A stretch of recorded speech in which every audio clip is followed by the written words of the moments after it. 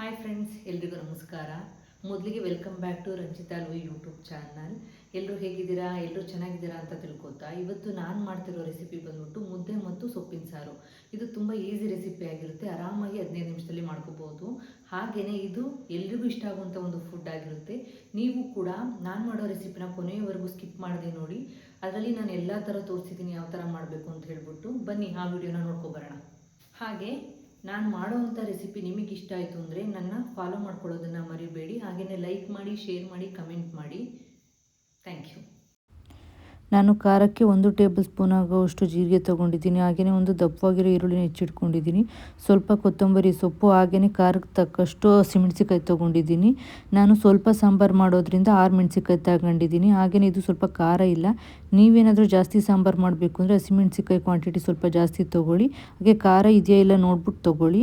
Next 2 ಬೆಳ್ಳುಳ್ಳಿ ಬಿಡಿಸಿಟ್ಕೊಂಡಿದ್ದೀನಿ. ಹಾಗೆಯೇ ಕಾಯಿ ತುರಿ ತೊಗೊಂಡಿದ್ದೀನಿ. ಈ ಕಾಯಿ ತುರಿ ಸೊಪ್ಪನ್ನ ಒಗ್ಗರಣೆ ಮಾಡ್ತೀವಲ್ಲ ಅದಕ್ಕೆ ಸ್ವಲ್ಪ, ಹಾಗೆಯೇ ಸಾಂಬಾರು ಖಾರಕ್ಕೆ ಸ್ವಲ್ಪ ತೊಗೊಂಡಿದ್ದೀನಿ. ನಾನಿಲ್ಲಿ ಮೊದಲಿಗೆ ಏನು ಮಾಡ್ತಾಯಿದ್ದೀನಿ ಅಂತಂದರೆ, ನಾವು ತೋಟದಿಂದ ತಂದಿರೋಂಥ ಸೊಪ್ಪು ಇದು. ಅದಕ್ಕೆ 7ರಿಂದ 8 ಸಲ ನಾನು ನೀಟಾಗಿ ತೊಳ್ಕೊಂಡಿದ್ದೀನಿ. ತೊಳ್ಕೊಂಡಾದಮೇಲೆ ನಾನು ಇದನ್ನು ಬೇರೆ ಪಾತ್ರೆಗೆ ಹಾಕ್ಕೊಳ್ತಾ ಇದ್ದೀನಿ. ನೀವು ಕೂಡ ಅಷ್ಟೇ ಸೊಪ್ಪನ್ನ ಜಾಸ್ತಿ ನೀಟಾಗಿ ತೊಳ್ಕೊಳ್ಳಿ. ಇಲ್ಲ ಅಂತ ಹೇಳಂತಂದರೆ ತಿನ್ನಬೇಕಾದ್ರೆ ಮಣ್ಣೆಲ್ಲ ಸಿಗುತ್ತೆ, ಆಗ ಚೆನ್ನಾಗಿ ಅನಿಸಲ್ಲ ಅದು. ಹಾಗಾಗ್ಬಿಟ್ಟು ನೆಕ್ಸ್ಟು ನಾನಿಲ್ಲಿ ಬಿಡಿಸಿಟ್ಕೊಂಡಿರೋಂತಹ 3 ಬೆಳ್ಳುಳ್ಳಿನ ಹಾಕ್ಕೊಳ್ತಾ ಇದ್ದೀನಿ. ನನಗೆ ಸಾಂಬಾರು ಕ್ವಾಂಟಿಟಿ ಎಷ್ಟು ಬೇಕು ಅಂತ ನೋಡಿಬಿಟ್ಟು ನೀರು ಗ್ಲಾಸಲ್ಲಿ ಹಾಕ್ಕೊಳ್ತಾ ಇದ್ದೀನಿ. ನಾನಿಲ್ಲಿ 3 ಗ್ಲಾಸ್ ನೀರನ್ನ ಹಾಕ್ಕೊಳ್ತಾ ಇದ್ದೀನಿ. ಯಾಕಂತಂದರೆ ನಾನು ಸ್ವಲ್ಪ ಸಾಂಬಾರು ಮಾಡ್ತಾಯಿದ್ದೀನಿ, ಹಾಗಾಗ್ಬಿಟ್ಟು ಅಷ್ಟೇ. ನೆಕ್ಸ್ಟು ಇದಕ್ಕೆ ಸ್ವಲ್ಪ ಉಪ್ಪನ್ನ ಹಾಕ್ಕೊಳ್ತಾ ಇದ್ದೀನಿ. ಉಪ್ಪು ಹಾಕ್ಕೊಂಡಾದ್ಮೇಲೆ ಅದನ್ನು ಬೇಯೋದಕ್ಕೆ ಇಡಬೇಕು. ನಾನು ನೆಕ್ಸ್ಟು ಇಲ್ಲಿ ಮಿಕ್ಸಿ ಜಾರಿಗೆ ತೊಗೊಂಡಿರೋಂಥ ಹಸಿಮೆಣ್ಸಿಕಾಯಿನ ಹಾಕ್ಕೊಳ್ತಾ ಇದ್ದೀನಿ. ನೆಕ್ಸ್ಟು ನಾನು ಅದಕ್ಕೆ ತೊಗೊಂಡಿರೋಂಥ ಕೊತ್ತಂಬರಿ ಸೊಪ್ಪನ್ನು ಕೂಡ ಆ್ಯಡ್ ಮಾಡ್ಕೊಳ್ತಾ ಇದ್ದೀನಿ. ಆ್ಯಡ್ ಮಾಡ್ಕೊಂಡಾದ ನಂತರ ಬೆಳ್ಳುಳ್ಳಿನೂ ಕೂಡ ಹಾಕ್ಕೊಳ್ತಾ ಇದ್ದೀನಿ. ಬೆಳ್ಳುಳ್ಳಿ ಹಾಕ್ಕೊಂಡಾದ ನಂತರ ದಪ್ಪವಾಗಿ ಹೆಚ್ಚಿದ ಈರುಳ್ಳಿನೂ ಕೂಡ ಅದಕ್ಕೆ ನಾನು ಆ್ಯಡ್ ಮಾಡ್ಕೊಳ್ತಾ ಇದ್ದೀನಿ. ಆ್ಯಡ್ ಮಾಡ್ಕೊಂಡಾದ ನಂತರ ನಾನು ಅದಕ್ಕೆ ಜೀರಿಗೆನೂ ಕೂಡ ಹಾಕ್ಕೊಳ್ತಾ ಇದ್ದೀನಿ. ಜೀರಿಗೆ ಹಾಕ್ಕೊಂಡಾದ್ಮೇಲೆ ತುರಿದಿರೋಂಥ ತೆಂಗಿನಕಾಯಿ ತುರಿನೂ ಹಾಕ್ಕೊಳ್ತಾ ಇದ್ದೀನಿ. ತೆಂಗಿನಕಾಯಿ ತುರಿ ಹಾಕ್ಕೊಂಡಾದ ನಂತರ ನಾನು ಅದಕ್ಕೆ ಬೇಯಿಸಿರೋಂಥ ಸೊಪ್ಪನ್ನು ಹಾಕ್ಕೊಳ್ತಾ ಇದ್ದೀನಿ. ಹಾಕ್ಕೊಂಡಾದ್ಮೇಲೆ ನೀವು ಬೇಯಿಸಿರೋ ಸೊಪ್ಪಿನ ರಸನಾದರೂ ಹಾಕ್ಕೋಬೋದು ಖಾರಕ್ಕೆ, ಅಥವಾ ನೀರಾದರೂ ಹಾಕ್ಕೋಬೋದು. ನಾನು ಇಲ್ಲಿ ನೀರನ್ನೇ ಹಾಕ್ಕೊಂಡಿದ್ದೀನಿ. ಹಾಗೆಯೇ ಮಿಕ್ಸಿಲಿ ಇದನ್ನು ಆಡಿಸ್ಕೊಂಡಾದ್ಮೇಲೆ ಸೊಪ್ಪು ಕೂಡ ಚೆನ್ನಾಗಿ ಬೆಂದಿದೆ. ಈ ಸೊಪ್ಪು ಬೆಂದಿದ್ದಾದಮೇಲೆ ನಾವೇನು ಮಾಡಬೇಕು ಅಂತೇಳಂತಂದರೆ, ಸ್ವಲ್ಪ ತಣ್ಣ ಆಗೋದಕ್ಕೆ ಬಿಟ್ಬಿಟ್ಟು ನೆಕ್ಸ್ಟು ಒಂದು ಪಾತ್ರೆಗೆ ಈ ಸೊಪ್ಪನ್ನ ಸೋಸ್ಕೋಬೇಕು. ಈಗ ಸೊಪ್ಪು ಮತ್ತು ನೀರನ್ನ ಸಪ್ರೇಟ್ ಮಾಡ್ಕೋಬೇಕು. ನಾನು ಇಲ್ಲಿ ಸೊಪ್ಪನ್ನ ಒಂದು ಬೋಂಡ ಕರಿಯ ಜಾರ್ ಇದೆಯಲ್ಲ ಅದರಲ್ಲಿ ಸೋಸ್ಕೊಳ್ತಾ ಇದ್ದೀನಿ. ಇಲ್ಲಾಂತಂದರೆ ಜಾರ್ ಇರುತ್ತಲ್ಲ ಸೊಪ್ಪನ್ನ ಸೋಸ್ಕೊಳ್ಳೋ ಅಂಥದ್ದು, ಅದರಲ್ಲೂ ನೀವು ಸೋಸ್ಕೋಬೋದು. ನಾನಿಲ್ಲಿ ಸೋಸ್ಕೊಂಡು ಒಂದು ಸಪ್ರೇಟ್ ಪ್ಲೇಟ್ಗೆ ಎತ್ತಿಟ್ಕೊಳ್ತಾ ಇದ್ದೀನಿ. ಇದು ಸ್ವಲ್ಪ ತಣ್ಣ ಆಗೋವರೆಗೂ ಬಿಡಬೇಕು. ಯಾಕಂತೇಳಂತಂದರೆ ಇದೇ ರೀತಿ ಇದನ್ನೇ ಸೊಪ್ಪನ್ನೇ ಒಗ್ಗರಣೆ ಹಾಕಿದ್ವಿ ಅಂದರೆ ಫುಲ್ ನೀರಿರುತ್ತೆ. ಸೊ ಹಾಗಾಗ್ಬಿಟ್ಟು ಚೆನ್ನಾಗಿ ಅನಿಸಲ್ಲ. ಇದು ಸ್ವಲ್ಪ ತಣ್ಣ ಆಗೋವರೆಗೂ ಬಿಟ್ಬಿಟ್ಟು ಆಮೇಲೆ ಇದನ್ನು ನೀಟಾಗಿ ಸೊಪ್ಪನ್ನ ಇಂಟ್ಕೋಬೇಕು. ಇಂಟ್ಕೊಂಡಾಗ ನೀರಿನ ಅಂಶ ಎಲ್ಲ ಹೋಗಿರುತ್ತೆ. ಆಗ ನಾವು ಅದನ್ನು ಒಗ್ಗರಣೆ ಹಾಕ್ಕೊಂಡ್ರೆ ಚೆನ್ನಾಗಿರುತ್ತೆ. ಈ ನೀರಲ್ಲಿ ನಾವು ಇವಾಗ ಸಾಂಬಾರು ಮಾಡ್ಬೋದು. ಇದನ್ನೇ ನೀರನ್ನ ಹಾಕೋದ್ರಿಂದ ಏನಾಗುತ್ತೆ ಹೇಳಂತಂದರೆ ಸಾಂಬಾರು ಟೇಸ್ಟ್ ಕೂಡ ತುಂಬ ಚೆನ್ನಾಗಿ ಬರುತ್ತೆ. ನಾನಿಲ್ಲಿ ಮೊದಲಿಗೆ ಒಂದು ಪಾತ್ರೆಗೆ ಸ್ವಲ್ಪ ಎಣ್ಣೆನ ಹಾಕ್ಕೊಳ್ತಾ ಇದ್ದೀನಿ. ಎಣ್ಣೆನೆಲ್ಲ ಹಾಕ್ಕೊಂಡಾದ್ಮೇಲೆ ಅದಕ್ಕೆ ಸ್ವಲ್ಪ 1/4 ಟೇಬಲ್ ಸ್ಪೂನಷ್ಟು ಜೀರಿಗೆನ ಹಾಕ್ಕೊಳ್ತಾ ಇದ್ದೀನಿ.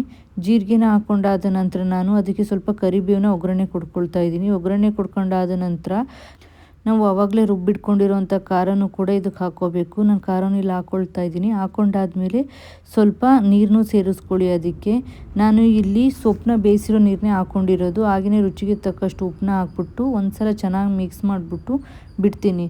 ಇದು ಸ್ವಲ್ಪ ಕುದಿ ಬಂದಾದಮೇಲೆ ಬರೀ ಸೊಪ್ಪಿನ ಸಾರು ರೆಡಿ ಆಯಿತು. ನೆಕ್ಸ್ಟು ನಾನು ಇಲ್ಲಿ ಸೊಪ್ಪನ್ನ ಇಂಟ್ಕೊಳ್ತಾ ಇದ್ದೀನಿ. ಆವಾಗಲೇ ಹೇಳ್ದಾಗೆ ಸೊಪ್ಪು ಫುಲ್ ತಣ್ಣಾಗಿತ್ತು. ತಣ್ಣಾದರೆ ಇಂಟ್ಕೊಳ್ಳೋಕೆ ಈಸಿ ಆಗುತ್ತೆ. ಈ ಥರ ಇಂಟ್ಕೊಳ್ಳಿ.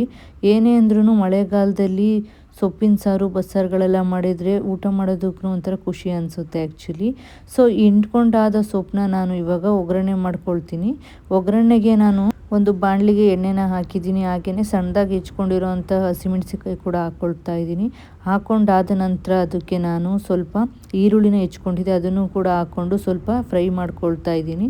ಫ್ರೈ ಮಾಡ್ಕೊಂಡಾದ ನಂತರ ನಾನು ಅದಕ್ಕೆ ಸೊಪ್ಪನ್ನ ಇಟ್ಕೊಂಡಿದ್ನಲ್ಲ ಆ ಸೊಪ್ಪನ್ನ ಇದಕ್ಕೆ ಹಾಕ್ತಾ ಇದ್ದೀನಿ. ಹಾಕಿ ಆದಮೇಲೆ ಅದನ್ನು ಕೂಡ ಚೆನ್ನಾಗಿ ಮಿಕ್ಸ್ ಮಾಡಿ ಆದಮೇಲೆ ಇದಕ್ಕೆ ಸ್ವಲ್ಪ ಕಾಯಿ ತುರಿನ ಹಾಕ್ಕೊಳ್ತಾ ಇದ್ದೀನಿ. ಸಾರಿ, ನಾನು ಸ್ವಲ್ಪ ಮಿಕ್ಸ್ ಮಾಡೋ ವಿಡಿಯೋ ಕ್ಲಿಪ್ಪಿಂಗ್ ತೊಗೊಂಡಿರಲಿಲ್ಲ, ಹಾಗಾಗಿ ಮರ್ತುಬಿಟ್ಟಿದ್ದೀನಿ.